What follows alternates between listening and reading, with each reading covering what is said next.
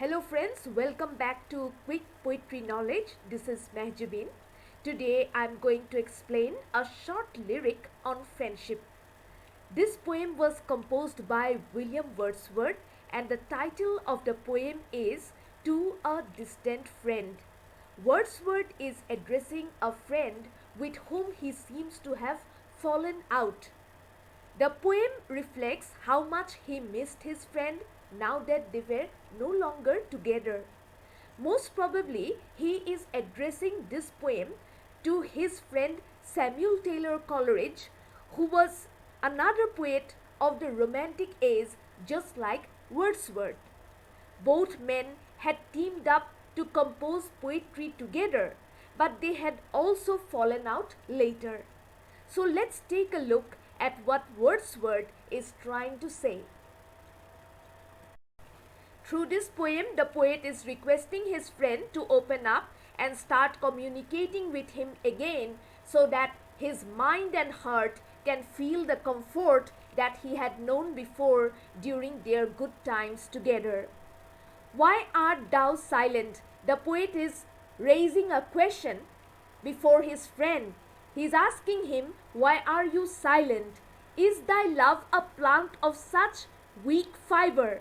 That is your love for me so weak that the treacherous air of absence withers what was once so fair? There was a point of time in the past when our relationship was strong, when our friendship was beautiful, but now that we are no longer in each other's company, our love seems to have grown weaker. Is there no debt to pay? Don't you feel that you owe something to me? No boon to grant? Or at least, can you not grant me a boon? Can you not grant me a favor by communicating with me, by showing to me that you still love me, that you still care about me? Yet have my thoughts for thee been vigilant, but I on my part, the poet is talking about himself. He says that he constantly remembers his friend.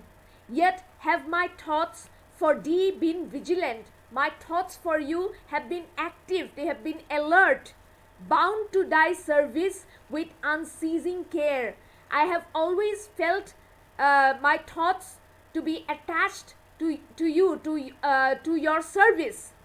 They have been bound, that means attached to your service, to thy service with unceasing care. That means I have always been thinking about you without any kind of without stopping. The mind's least generous wish a mendicant for naught but what thy happiness could spare.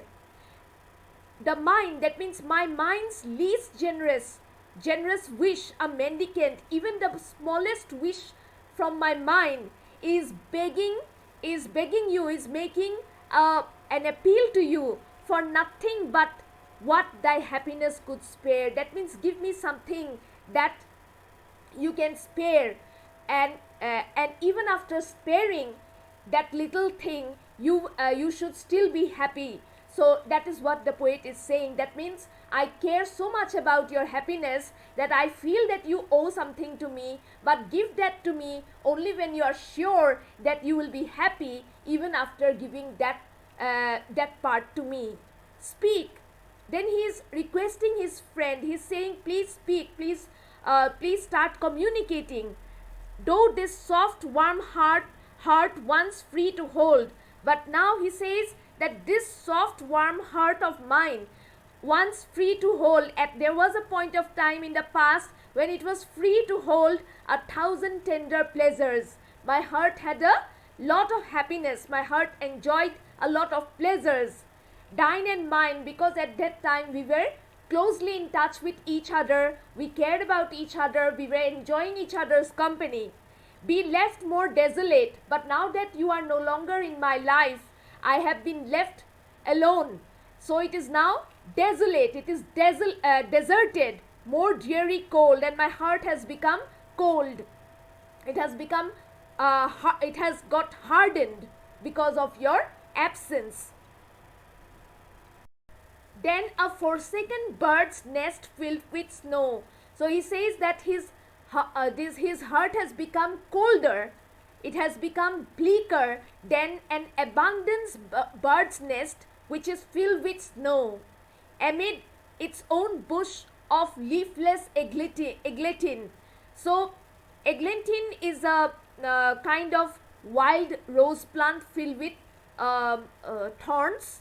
So he says that my heart has become colder than an abundant bird's nest which is filled with snow, and that bird's nest is found in a bush where there are a lot of leafless, thorny eglantine plants.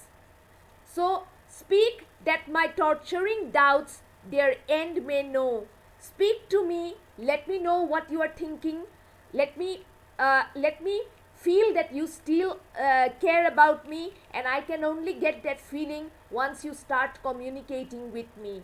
So speak that my torturing doubts, speak so that all the doubts that I have in my mind, all the insecurities that I have in my heart, that my torturing doubts their end may know, so that all my insecurities can get buried and we can regain our lost friendship. Well, that's all for today. I'll meet you soon with another tutorial on poetry. Bye.